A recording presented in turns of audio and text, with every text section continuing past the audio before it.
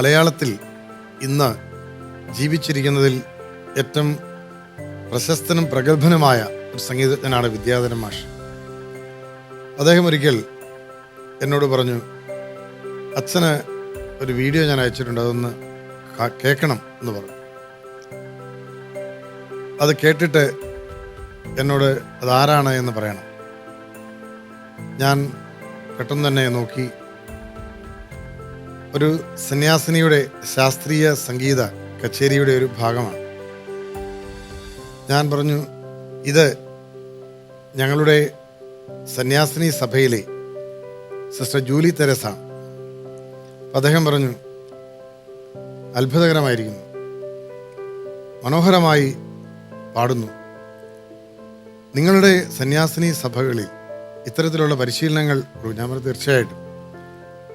Sister Julie Therese ഒട്ടനവധി ആളുകളെ, പ്രത്യേകിച്ചും സംഗീതം അറിയുന്ന, ശാസ്ത്രീയ സംഗീതവും സംഗീതത്തിൻ്റെ വ്യത്യസ്ത വഴികളും അറിയുന്ന പ്രഗത്ഭരെ, ജ്ഞാനികളെ അത്ഭുതപ്പെടുത്തിക്കൊണ്ട് കത്തോലിക്ക സഭയ്ക്ക്, CSN സന്യാസിനി സഭയ്ക്ക് അഭിമാനമായി മുന്നേറുകയാണ്.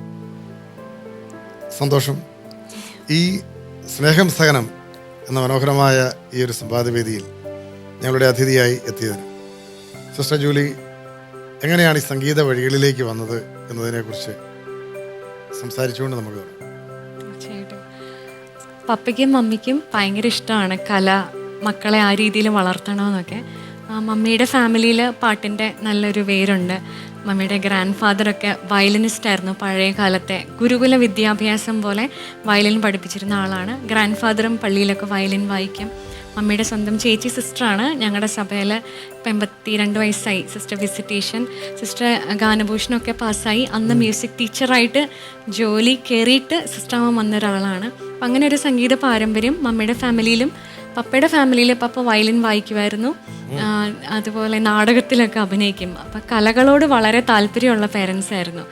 അതുകൊണ്ട് തന്നെ 1ാം ക്ലാസ് മുതലേ മത്സരങ്ങൾക്കെല്ലാം കയറ്റും. എവിടെയൊക്കെ മത്സരമുണ്ടോ അന്നൊക്കെ പത്രത്തിലാണ് വരുന്നത്. അപ്പോൾ ഇങ്ങനെ ധർമാലയ, റോട്ടറി ക്ലബ്ബ്, അങ്ങനെ എന്ത് മത്സരം ഉണ്ടെങ്കിലും പപ്പയും മമ്മിയും കൂടെ കൊണ്ടുപോകും. പാതിരാത്രി വരെ വേണമെങ്കിലും രണ്ടാളും കൂടെ അങ്ങനെയാണ് വളർത്തിയത്. അപ്പോൾ ആ ഒരു ബേസാണ് കലയുടെ ഫീൽഡിൽ കിട്ടിയിട്ടുള്ളത്. പിന്നെ 4ാം ക്ലാസ് മുതൽ സംഗീതം പഠിച്ചു, ശാസ്ത്രീയമായിട്ട് പഠിച്ചു തുടങ്ങി. അതിനും കാരണമായത് എൻ്റെ സ്കൂളിലെ ഗിരിജ രാമചന്ദ്രൻ എന്ന് പറയുന്ന ടീച്ചറായിരുന്നു. ടീച്ചർ മമ്മിയോട് ഇങ്ങനെ പറഞ്ഞു, ഈ കുട്ടിക്ക് ഇങ്ങനെ ടാലൻ്റ് ഉണ്ട്, നിങ്ങളിങ്ങനെ വെറുതെ ഏതെങ്കിലും പാട്ടുകൾ പഠിപ്പിച്ചാൽ പോരാ, ശാസ്ത്രീയമായിട്ട് പഠിപ്പിക്കണം. അങ്ങനെ ആദ്യമായിട്ട് പഠിക്കുന്ന, അന്ന് സ്വാതി തിരുനാൾ സംഗീത കോളേജിൽ ഗാനഭൂഷണം പഠിക്കുന്ന രാജേന്ദ്രൻ എന്ന് പറയുന്ന, പാമ്പാടി രാജേന്ദ്രൻ സാറിൻ്റെ അടുത്താണ് ആദ്യമായിട്ട് ശിക്ഷണം. അപ്പം 4ാം ക്ലാസ്സിലായിരുന്നു. അങ്ങനെ അപ്പോൾ തൊട്ട് ശാസ്ത്രീയ സംഗീതം പഠിച്ച് പിന്നീട് 10th ഒക്കെ ആയപ്പം വർക്കല സാറിൻ്റെ അടുത്ത്, വർക്കല ജയറാം സാറിൻ്റെ അടുത്ത് പഠിക്കാൻ സാധിച്ചിരുന്നു. അങ്ങനെ പഠിച്ച് വന്നതാണ്. മത്സരങ്ങൾക്കെല്ലാം പോകുമായിരുന്നു. ശാസ്ത്രീയ സംഗീതം ഏത് ലെവൽ വരെ പഠിച്ചിട്ടുണ്ട്? ഞാൻ കീർത്തനങ്ങൾ വരെ എത്തിയായിരുന്നു. ഞാനൊരു 4ാം ക്ലാസ് മുതൽ ഡിഗ്രി ഫൈനൽ ഇയർ വരെ പഠിച്ചിരുന്നു. സഭയിലേക്ക്, CSN സന്യാസ സഭയിലേക്ക് വരാനുള്ള സാഹചര്യം അത് ഏത് പ്രായത്തിലാണ്?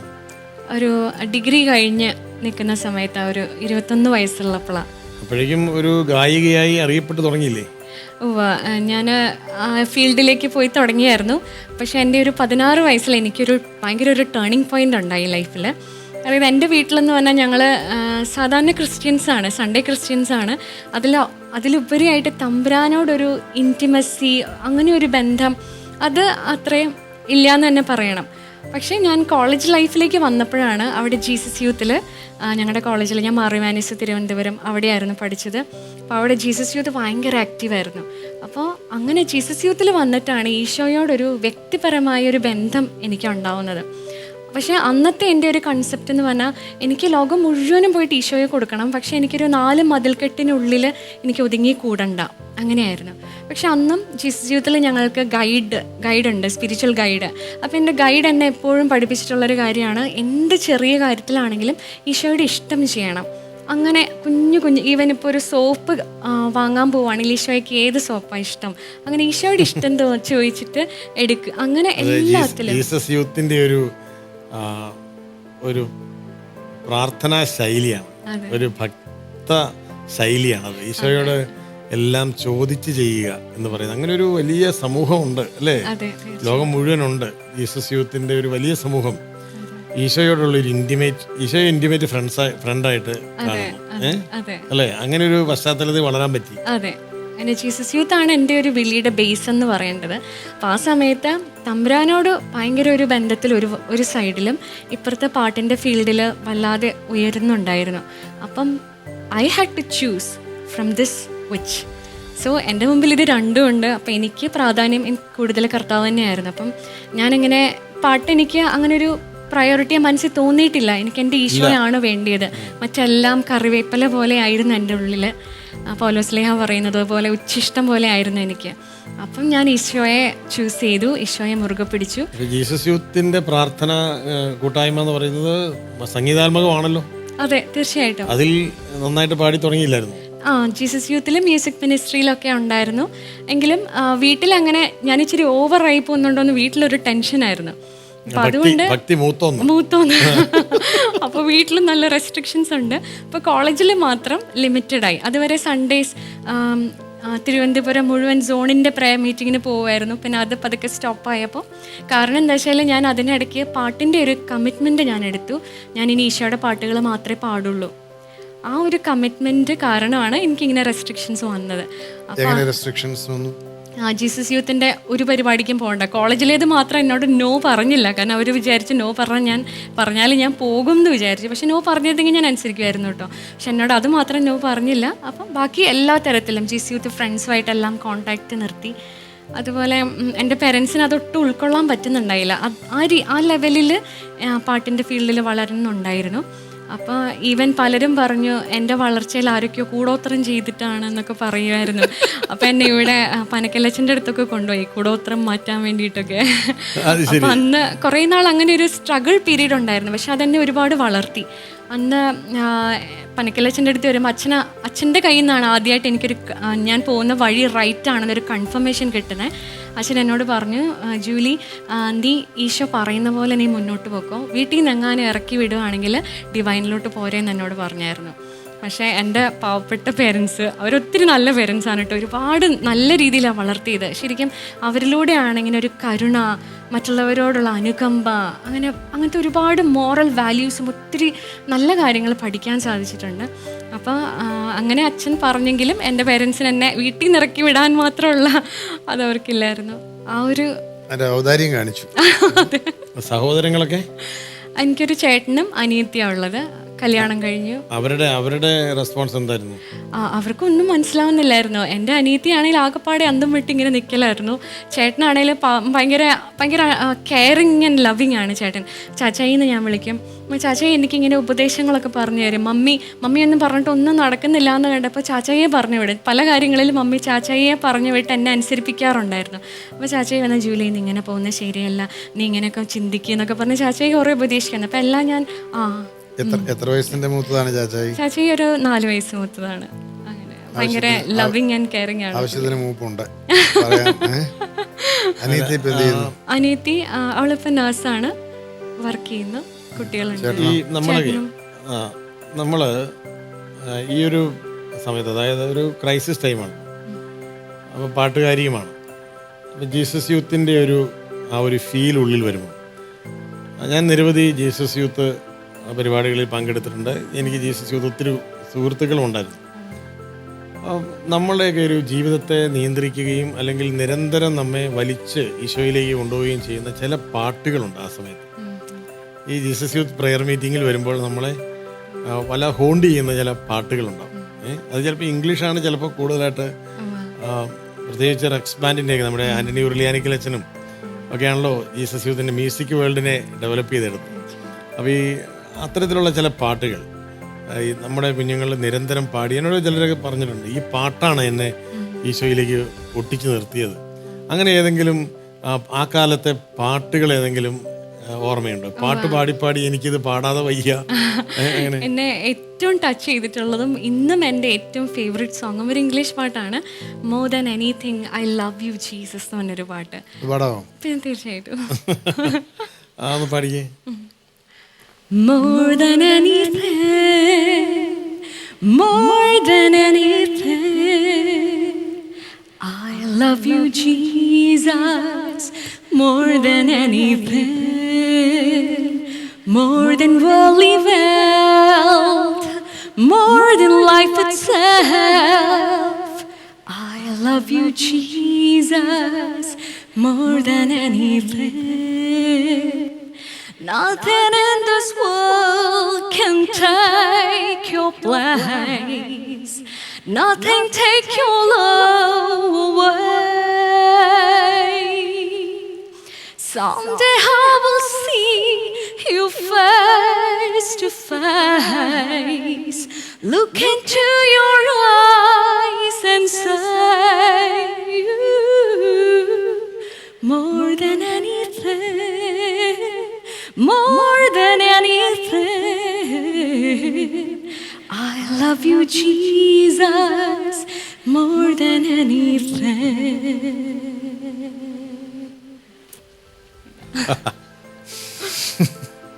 ഒന്നും പറയാനില്ല. More than anything.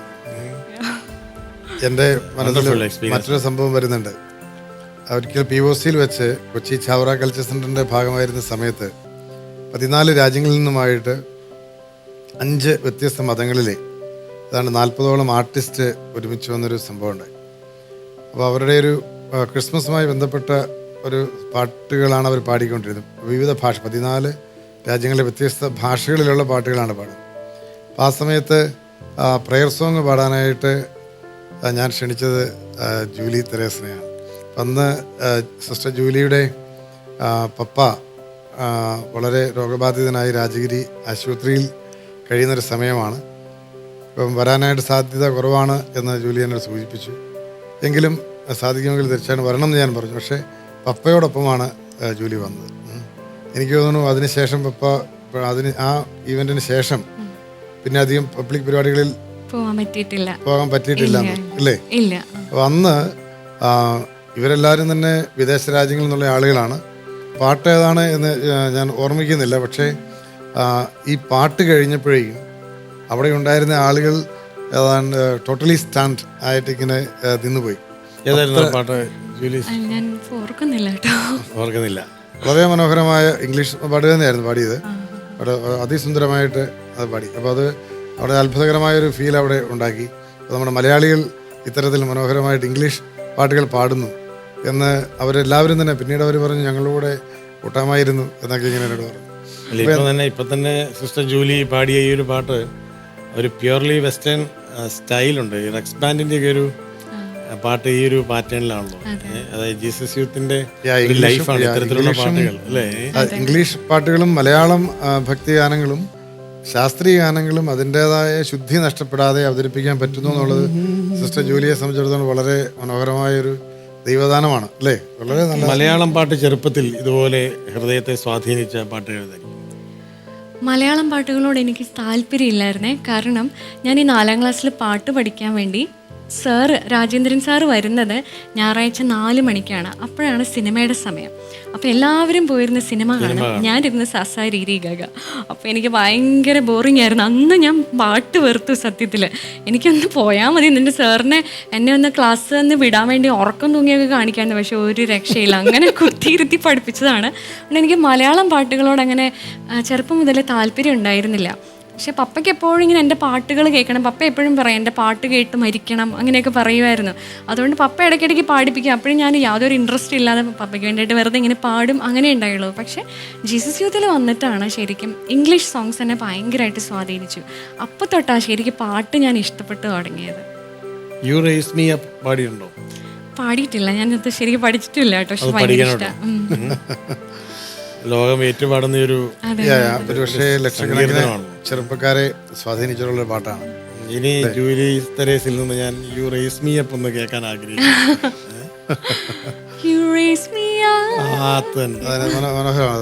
അതിന്റെ ഒരു അവസാന ലാപ്പിലേക്ക് വരുമ്പോഴേക്കും നമുക്കൊരു വല്ലാത്തൊരു ഹാർട്ട് ത്രോബിങ് ഫീലാണത് ഉണ്ടാക്കുന്നത് അല്ലേ? അത് കൊച്ചു കുട്ടിയുടെയൊക്കെ സ്വരത്തിൽ വളരെ എനിക്ക് അപ്രാപ്യമായ ഇടങ്ങളിൽ നീ എന്നെ കയറ്റി നിർത്തി.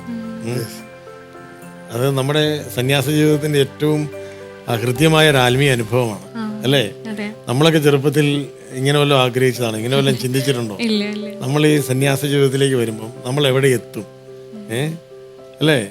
എനിക്ക് അപ്രാപ്യമായ ശിഖരങ്ങളിൽ, ഗിരിശൃംഖങ്ങളിൽ എന്നെ അവൻ കയറ്റി നിർത്തി. നമ്മുടെ എല്ലാം ആത്മീയമായ അനുഭവം അങ്ങനെയാണ്. ഈശോ നമ്മളെ കൊണ്ടുപോകുന്നത് നമ്മൾ വിചാരിക്കാത്ത ഇടങ്ങളിലേക്കാണ്. അല്ലെ, ഇപ്പം ജൂലി തെരേസ് എന്ന് പറയുന്ന ഈ ഒരു ഗായിക ഒരു സന്യാസം സ്വീകരിച്ചില്ലായിരുന്നെങ്കിൽ എന്ന് കമൻറ്റ് ചെയ്യുന്നവർ നിരവധി പേര് യൂട്യൂബ് ലിങ്കുകളുടെയൊക്കെ ചോട്ടിൽ ഞാൻ കണ്ടിട്ടുണ്ട്. ഈ ഗായിക ഈ ഭക്തിഗാനമല്ലായിരുന്നെങ്കിൽ എന്നൊക്കെ പറഞ്ഞോണ്ടേ. അപ്പം ജനം പലതരത്തിൽ പ്രതീക്ഷിക്കും നമ്മളിൽ നിന്ന്. പക്ഷേ ഈശോയ്ക്ക് ഇഷ്ടമുള്ളത് അതല്ലേ? ഈശോ എന്താണ് ആഗ്രഹിക്കുന്നത്, ഞാൻ എവിടെ എത്തണമെന്നാണ് എൻ്റെ ഈശോ ആഗ്രഹിക്കുന്നത്, അവിടേക്ക് എന്നെ തമ്പുരാൻ എത്തിക്കുകയാണ് അല്ലേ? ഇപ്പോഴിങ്ങനെ ഒരു സെലിബ്രിറ്റി മൂഡിലാണ് ജൂലി തെരേസ് എന്നുള്ള പേര് കേൾക്കുമ്പം. CSN സന്യാസ സഭയ്ക്കും കത്തോലിക്ക സഭയ്ക്കൊക്കെ ഈ ഒരു ഇത്രയും സിദ്ധിയുള്ള ഒരു സ്വരമാധുരിയുള്ള ഒരു ഗായിക നമ്മുടെ അൾത്താരയിൽ നിന്ന് ഇത്തരം ശ്രുതിശുദ്ധിയോടെ ഹൃദ്യമായൊരു സ്വരമുയരുന്നല്ലോ. സന്തോഷമാണ് എല്ലാവർക്കും, സഭയ്ക്കും സന്തോഷമാണ്. സഭയിൽ നിന്നുള്ള ഒരു പ്രതികരണം എങ്ങനെയാണ്? എന്നെ എല്ലാ തരത്തിലും വളർത്താൻ എൻ്റെ സഭ, എൻ്റെ സിസ്റ്റേഴ്സ്, അധികാരികൾ എല്ലാവരും, ബാച്ചുകാരും ഭയങ്കര പ്രോത്സാഹനമാണ്. ഞാൻ ഇറങ്ങാതെ ഇരിക്കുന്നതാണ് അവർക്ക് സങ്കടം. ഞാൻ ഒരിടയ്ക്ക് ഞാനെല്ലാം പ്രാർത്ഥിച്ച് ഈശോയോട് ചോദിച്ച് അങ്ങനെ ചെയ്യുന്ന ഒരു വ്യക്തിയാണ്. അപ്പോൾ എൻ്റെ അധികാരികൾ എനിക്കതിനുള്ള മുഴുവൻ സ്വാതന്ത്ര്യം തന്നിട്ടുമുണ്ട്. അപ്പോൾ ആദ്യം കുറച്ച് നാളുകളിൽ മേ ബി ഞാൻ അന്ന് സ്റ്റഡീസിലായിരുന്നത് കൊണ്ടായിരിക്കാം തമ്പുരാൻ അധികവും ഇപ്പം വേണ്ട, പതുക്കെ മതി, അങ്ങനെ ഒരു ഇതുണ്ടായിരുന്നു. അപ്പോൾ എല്ലാവർക്കും അത് ഭയങ്കര വിഷമമായിരുന്നു. ജൂലി ഇറങ്ങി നമ്മുടെ സഭയല്ലേ അറിയപ്പെടുന്നത്, നമ്മുടെ ഈശോയ്ക്കല്ലേ മഹത്വം ഉണ്ടാവുന്നേ, അങ്ങനെ പറയുമായിരുന്നു. അപ്പോഴും എനിക്കറിയാം ഗോഡ് ഹാസ് എ ടൈം, ആ സമയത്ത് ഞാൻ ഇറങ്ങിയാൽ മതി. അങ്ങനെ ഇപ്പോൾ കൂടുതലും ഇങ്ങനെ പാടുന്നുണ്ട്. എന്നാലും ഇപ്പോഴും പലതും എല്ലാം പാടുന്നില്ല. തമ്പുരാൻ ആഗ്രഹിക്കുന്നു എന്ന് എനിക്ക് മനസ്സിലാവുന്ന പാട്ടുകൾ മാത്രമാണ് അനുവാദത്തോടെ ഞാൻ പാടുന്നത്. സഭയുടെ പഠന വഴികൾ എന്താണ് ഇപ്പം അവസാനമായി പഠിച്ച്? ഞാനിപ്പോൾ PhD സബ്മിറ്റ് ചെയ്ത് നിൽക്കുകയാണ്. തീസിസ് ഏതാണ് വിഷയം? കൊമേഴ്സിലാണ്. അല്ലേ? സംഗീത വഴികളല്ല, സംഗീതത്തിലല്ല. കൊമേഴ്സിന്റെ ഏത് ശാഖയിലാണ്? Learning and development. അല്ലേ? ഏത് കോളേജാണ്? ഞാൻ തൃച്ചിനാപ്പള്ളിയിലാണ് ചെയ്തത്. Saint Joseph college Trichy. അവിടെ ജെസ്യൂട്ട് ഭാരതിദാസൻ യൂണിവേഴ്സിറ്റിയുടെ. നമ്മുടെ സംഗീത വഴികളിലേക്ക് തന്നെ തിരിച്ചു വരികയാണ്. കാരണം ശാസ്ത്രീയ സംഗീതം ഇന്ന് മലയാളത്തിൽ ഇത്രമാത്രം ഭംഗിയായി ആലപിക്കുന്ന സന്യാസിനികൾ അപൂർവമാണ്, വളരെ അപൂർവമാണ്. അപ്പോൾ അവരിൽ വളരെ മികച്ച പ്രതികരണങ്ങൾ ഉണ്ടാക്കുന്ന ഒരാളാണ് സിസ്റ്റർ ജൂലി തെരേസ്. ശാസ്ത്രീയ സംഗീതത്തിൻ്റെ ഏത് വഴികളാണ് കൂടുതൽ ആഹ്ലാദം തന്നിട്ടുള്ളത്, ഒരു സംതൃപ്തി? ശാസ്ത്രീയ സംഗീതം പഠിക്കുമ്പോഴും രാഗങ്ങളിൽ നമ്മൾ പല രാഗങ്ങളിലൂടെ കടന്നു പോകുമ്പോൾ ഓരോ രാഗത്തിനും ഓരോ ഛായയാണ്. അപ്പോൾ അതെന്നെ വളരെയധികം ആകർഷിച്ചിട്ടുണ്ട്. പഠിക്കുന്ന സമയത്തായിരുന്നു അത് കൂടുതലും നമ്മൾ അതിലൂടെ കടന്നു പോയിരുന്നത്. ഇപ്പോൾ അത് ടച്ചൊക്കെ എങ്കിലും ശാസ്ത്രീയ സംഗീതമായിട്ടൊരു ബന്ധമുണ്ട്. അപ്പോൾ രാഗത്തിൻ്റെ ഛായകൾ, രാഗസഞ്ചാരങ്ങൾ, അത് എനിക്കൊരു ദൈവാനുഭവമായിരുന്നു പലപ്പോഴും അത് സമ്മാനിക്കാറ്. സംഗീതം ദൈവികമാണല്ലോ. അതെ, അത് ദൈവം ദാനമായി നൽകിയിരിക്കുന്ന സിദ്ധിയാണ്. നമുക്ക് വളരെ കുറച്ച് പേർക്കാണ് അത് കിട്ടിയിരിക്കുന്നത്. നമുക്കൊരു കീർത്തനം ആലപിച്ചുകൊണ്ട് നമ്മുടെ അടുത്ത ഘട്ടത്തിലേക്ക് തീർച്ചയായിട്ടും. ഏതാണ് ആലപിക്കാൻ? ഞാൻ മാതാവിൻ്റെ ഒരു കീർത്തനം ആലപിക്കാം. ആരഭിരാഗം ആദിതാളം. ആരാണത് ചിട്ടപ്പെടുത്തിയിരിക്കുന്നത്, എഴുതിയത്? ആയാങ്കുടി മണി സാറാണ് എനിക്കിത് പഠിപ്പിച്ച് തന്നിട്ടുള്ളത്. സാറ് തന്നെയാണ് അതിന് ഈണം കൊടുത്തിട്ടുള്ളതും. ആണല്ലേ? മാതേ ശരണ്യേ തായേ, മാതേ ശരണ്യേ തായേ, മാതേ ശരണ്യേ തായേ, മാതേ ശരണ്യേ തായേ, മാതേ ശരണ്യേ തായേ, മാതേ ശരണ്യേ തായേ, മാതേ ശരണ്യേ തായേ. പദമലർ തേടി വരുവേൻ ശരേ, മാതേ ശരണ്യേ തായേ. പദമലർ തേടി വരുവേൻ ശരേ, മാതേ ശരണ്യേ തായേ.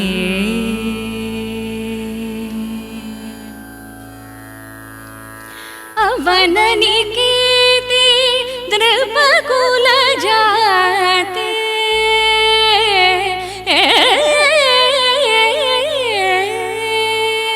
അവനനികേതേ നൃപകുലജാതേ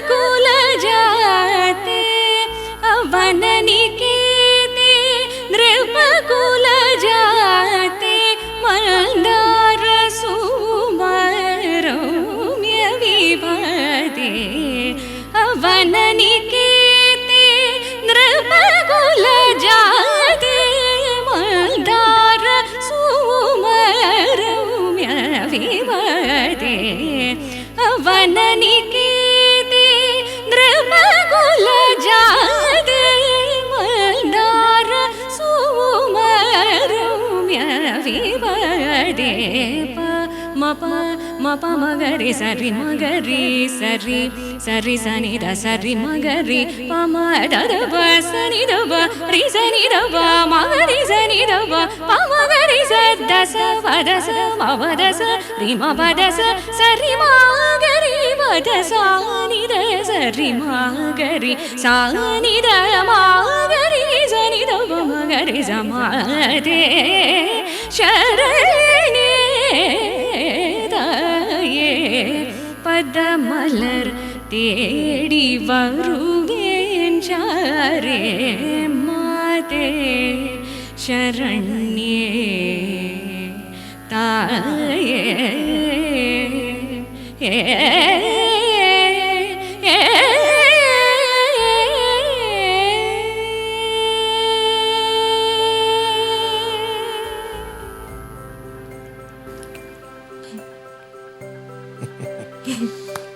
Amazing. സിസ്റ്റർ ജൂലി, ഈ ഒരു പാട്ട് കേട്ടുകൊണ്ടിരിക്കുന്ന നമ്മുടെ പ്രേക്ഷകർക്ക് ഇപ്പോൾ എഴുന്നേറ്റ് നിന്ന് കൈയടിക്കാൻ തോന്നിയിട്ടുണ്ട് സ്വാഭാവികമായിട്ട്. അത്ര മനോഹരമായിരുന്നു. നല്ല ഒരു അനുഭവമാണ് തന്നത്. പരിശുദ്ധ അമ്മയെപ്പറ്റി ഇങ്ങനെയൊരു ക്രിസ്ത്യൻ ക്ലാസിക്കൽ ശൈലി അല്ലേ? ഇപ്പോൾ പരിശുദ്ധ അമ്മയെ പറ്റിയുള്ള 2-3 വരികളേ ഉള്ളൂ. പക്ഷേ അല്ലേ, മാതേ ശരണ്യേ ശരണ്യേ പദമലർ തേടി വരും തേടി വരും. പദമലർ തേടി വരും. നിന്റെ പാദങ്ങൾ ഞാൻ തേടി വരുന്നു അമ്മേ. അത്രേ ഉള്ളൂ. പക്ഷെ അത് ഒരു വലിയ അനുഭവത്തിലേക്ക് അങ്ങ് വിടർന്നു അല്ലേ?